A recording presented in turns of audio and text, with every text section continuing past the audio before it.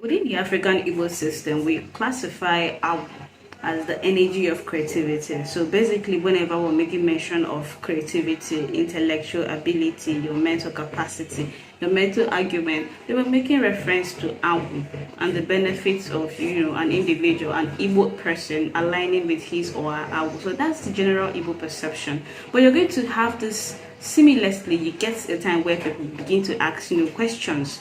And constructive criticisms are very much accepted in the system. It is not a system where you have to believe because you're being forced to believe. You have to believe because it logically makes sense and you can use the facts around you to basically ascertain or understand what is happening. So let's go through what this guy said, that led to me basically making this video and basically sharing my opinion on what the guy said. So this Facebook user said that just wondering the amount of fowl, feather and blood Mark Zuckerberg, the owner of Facebook, might have littered is Agwu with, that he was able to explore such technological advancements. Now remember, within the Igbo system, we believe that Agwu is an energy of creativity. So if there is any divinity, any entity, any energy that is basically specialized on improving, an individual's creative level, helping an advancement, basically revealing all those technological advancements, or to Ndi-Igbo individuals that are born or possessed with the gift of Agwu. It's basically this Agwu. So him asking these questions, he's wondering the amount of fowl, chicken, and blood that the owner of Facebook, Elon Musk, and basically all those big tech giants must have basically, channeled into this Agwu altar per se for them to basically technologically advance. Now he now said, because right here, my African people whose Agwu are not even enhancing any progress in their evolutionary process, don't allow us to basically hear word. He wrote this in pidgin English, so I have to basically say it that way. So he said evolutionary process don't allow person hear word here on Facebook. Now he now basically left off some sarcastic statements. He now says, Enya, go and clean up those dirts you littered on your Agwu. So basically these kinds of assertions, these kinds of criticisms are basically supposed to emanate. People are supposed to ask the right questions, because when you criticize things constructively, you can be able to understand what is happening, especially through those that basically have the necessary information. So when the person that sent this within our group sent it, I was really interested in the conversation. So he now went on to make a statement. He now said, even within other countries or other communities that we share some kind of spiritual belief, like the Fudon, like is a share, in other places like in Brazil, that those places you won't say that when it comes to advancement tech, that you will call them. So then again he now said that isn't it time that Ndi-Igbo we advance from basically using blood sacrifices into using the flower and fruits as a way to interact with our cosmic forces. So basically these are the questions that people ask, and these are the questions I'm going to basically answer in this video. So stay tuned and subscribe if you've not subscribed. So let's continue with this conversation.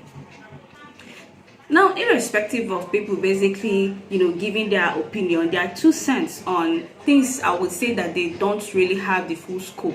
I would say that it's sometimes because people lack the ability to basically go and research and try to form other opinions. They would always have people coming up with these kinds of statements. Because first of all, you need to understand your system. Now, you don't measure your development, your stage of evolution with that of the Western. Because when you look through your history, you will now see the aspects of slavery, imperialism, neo-colonization, and the demonization of our spiritual foundations as African. Now, in other places, I cannot give my opinion in other communities that we share the same ancestral beliefs with. Because first of all, I don't know if they have this energy that capitalizes on creativity, innovations, and inventions within their own belief system. But within the Igbo system, it exists. I'm going to be focusing within the Igbo system. So we cannot basically come here and start basically trying to compare When we start to compare, we basically lose sight of what we have within our environment, which basically means that we cannot grow our own environment with the things that are around us or with the things that nature has basically provided us. Now, you can't say that, oh, these people that have their Agwu, you need to also understand that when did this resurgence of Igbo ancestral belief come about?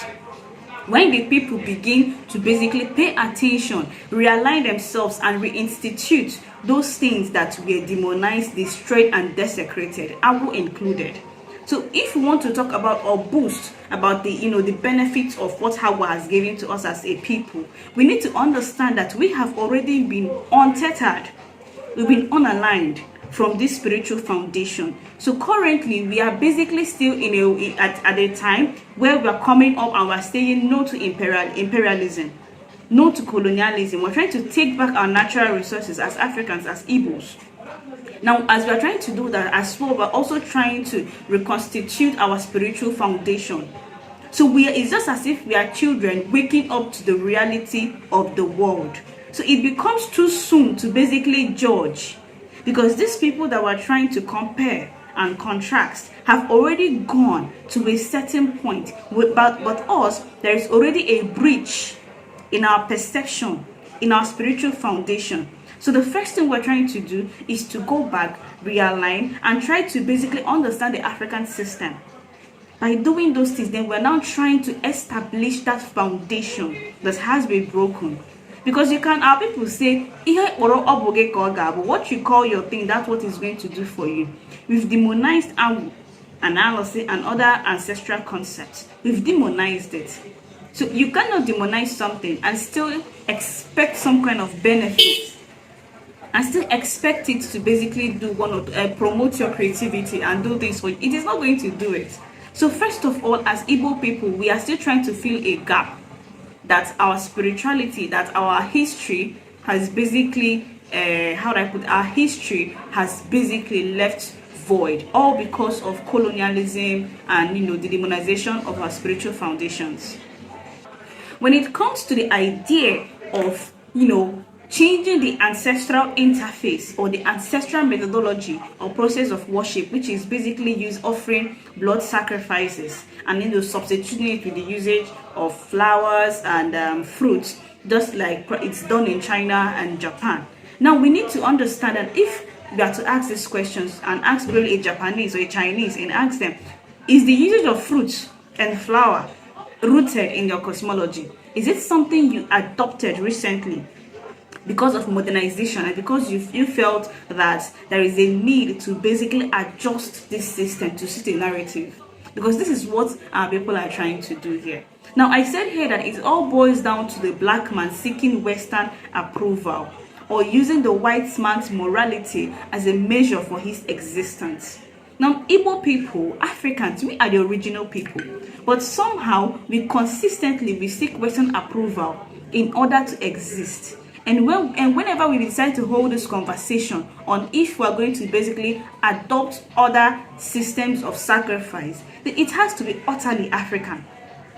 We're not supposed to do it because we want to meet up with the world. The world has to conform to our idea and not us conforming to ideologies.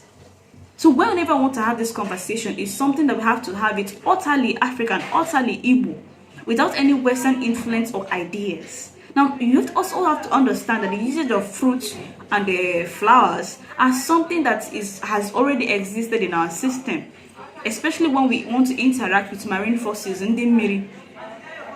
Aside from using beverages, Fanta, and all this, we use fruits, which was what our ancestors used back in the day, before advancement and the beverages came about, and people are now using those beverages. But we also have to understand that the usage, why we use these beverages, because people are now questioning those beverages. Why should we use Fanta? Our ancestors did not use Fanta. You need to understand that Igbo spirituality deals with symbolism.